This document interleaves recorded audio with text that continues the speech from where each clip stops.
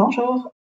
Dans cette démonstration, aujourd'hui, ce que je veux vous montrer, c'est comment utiliser Power Automate Desktop, donc l'application bureau, pour mettre à jour automatiquement un fichier ou une série de fichiers Excel.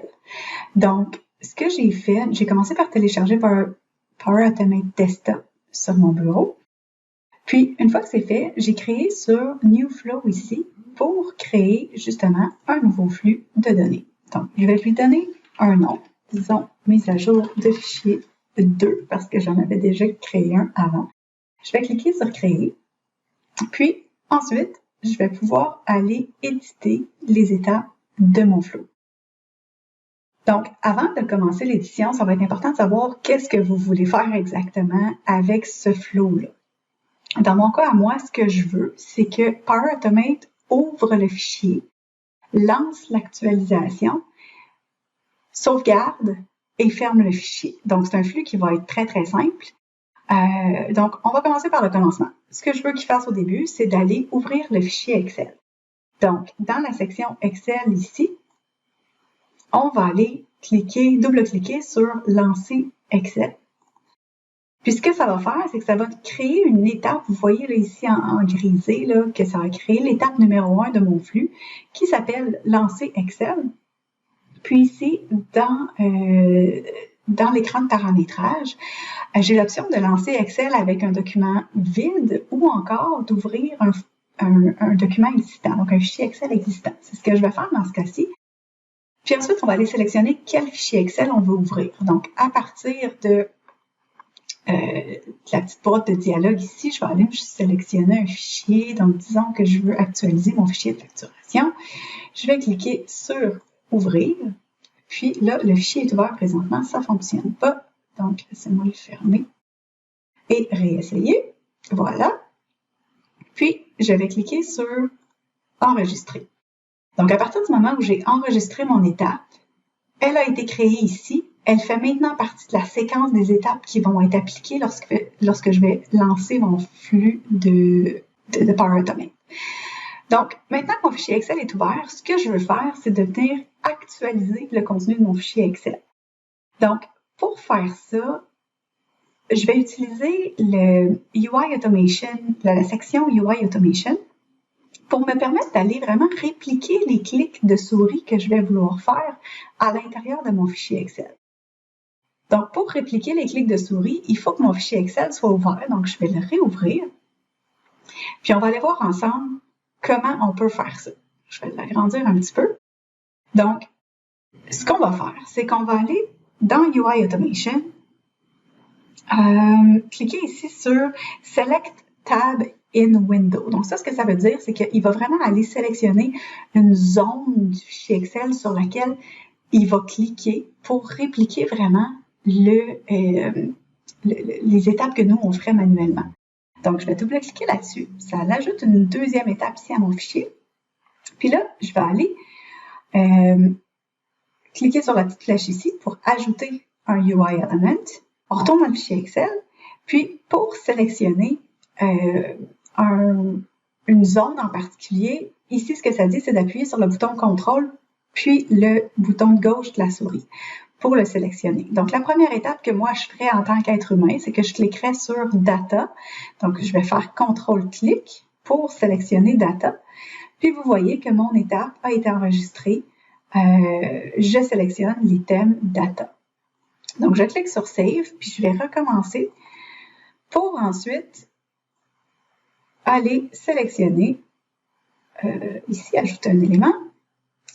La deuxième étape, une fois que je suis dans Data, en fait, il n'a pas... OK, voilà. C'est que je vais aller cliquer sur Rafraîchir tout. Donc, CTRL-clic, Rafraîchir tout, c'est superbe. Je clique sur OK. Donc, à partir de maintenant, qu'est-ce que j'ai fait? J'ai lancé mon fichier Excel, je suis allée dans le ruban Data, cliquer sur Rafraîchir tout. Une fois que mon fichier est rafraîchi, ce que je veux, c'est qu'il se sauvegarde et se ferme. Donc, je vais retourner dans Excel. Je vais aller ici dans Close Excel. Je vais double-cliquer dessus.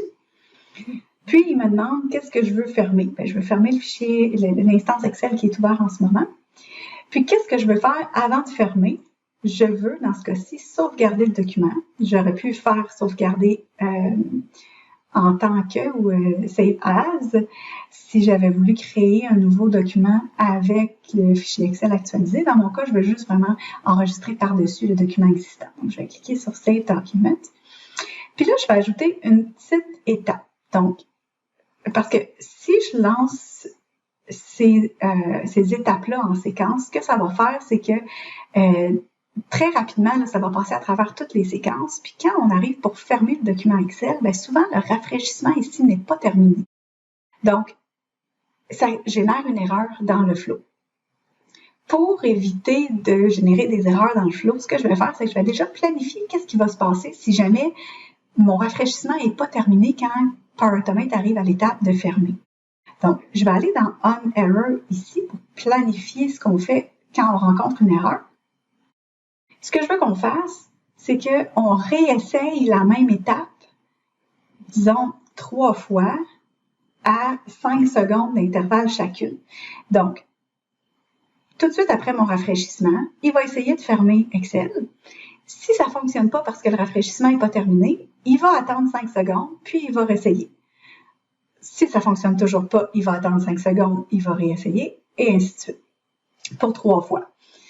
Donc, je pense qu'avec ces settings-là, pour la plupart de nos fichiers, ça va être suffisant. Si jamais vos fichiers sont très longs à rafraîchir, vous allez pouvoir changer ici le nombre de secondes avant de réessayer la prochaine étape.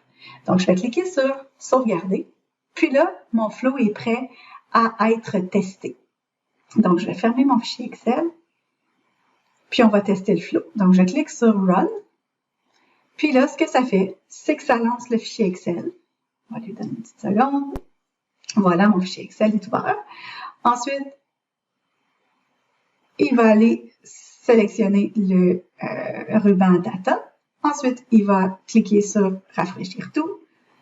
Puis, finalement, il va fermer le fichier Excel. Et voilà, ça fonctionne. Donc, une fois qu'on est satisfait avec le flux, on le sauvegarde. Puis, ensuite, il sera prêt à être utilisé. Là, vous comprendrez que c'est pas j'ai pas sauvé beaucoup de temps en créant ce flux-là. Là où je peux me mettre à sauver beaucoup de temps, c'est si j'ai beaucoup de fichiers Excel comme ça à mettre à jour. Je peux venir copier mes 4 étapes, les coller, puis ici, juste aller changer le fichier Excel que je veux actualiser. Disons que j'en ai un autre qui s'appelle, je sais pas moi, heure ou peu importe. Mais je vais aller changer le nom du fichier Excel. Puis ensuite, le reste de la séquence va s'appliquer. Puis je peux faire ça pour tous les fichiers que j'ai besoin de mettre à jour, de façon à ce que je puisse lancer mon flow, aller me faire un café, puis quand je reviens, tous mes fichiers sont à jour. Je suis prête maintenant à utiliser l'information qu'il y a dans chacun de mes fichiers, puis tous mes fichiers vont être à jour. Ou je peux faire ça aussi en finissant ma journée le soir, je lance mon flow avant de partir, puis comme ça, je suis certaine que mes données sont à jour le lendemain matin quand je m'assois à mon bureau. Donc ça, c'est juste un petit échantillon de Power Automate. Si vous avez des questions, n'hésitez pas à nous contacter.